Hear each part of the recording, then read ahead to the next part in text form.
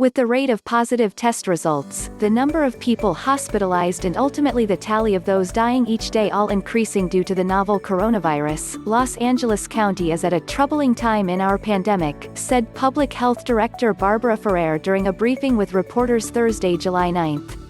The county on Thursday, July 9, reported 50 additional deaths related to COVID-19, the disease caused by the coronavirus, and 734 new cases. Total deaths in the county grew to 689 people, and nearly 125,000 people have now tested positive for the virus since the pandemic began in LA County. Ferrer called the numbers on Thursday concerning data trends. These numbers are reminiscent of what we saw months ago, in what we thought was the height of the pandemic, Ferrer said. Whether the worsening benchmarks were a precursor to a return to stay-home orders, Ferrer said it was too early to know, but she hoped not. Nothing can be off the table in the pandemic, Ferrer said. There is just too much unknown. There are lots of things that could happen that could put us in much worse shape, including mutations of this virus that could make it more dangerous. The most important thing now, she said, was for the entire county to work together to wear face masks and follow physical distancing guidelines. It was not a time to be an individual as actions affect everybody else, Ferrer said. I hope we figure out a way to take care of each other and be sensible about what we're doing, Ferrer said. We cannot overrun our hospitals because that has devastating consequences not just for those who have COVID-19 but for those who don't, who are seeking care for other things.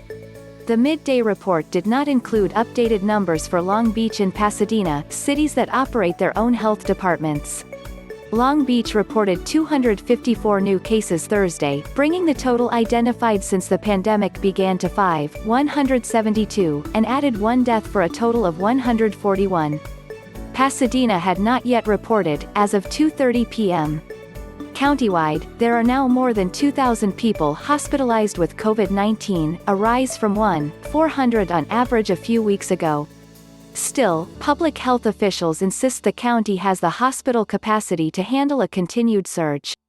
This week also marked the sharpest increase the county has seen in the number of healthcare workers infected with the virus, an increase of 37% from last week, now up to 597 workers. Nurses accounted for 41% of cases. The source of exposure for about half were known, with 72% exposed at a facility. A total of 57 healthcare workers have died, 41 who worked at skilled nursing facilities and 8 at hospitals.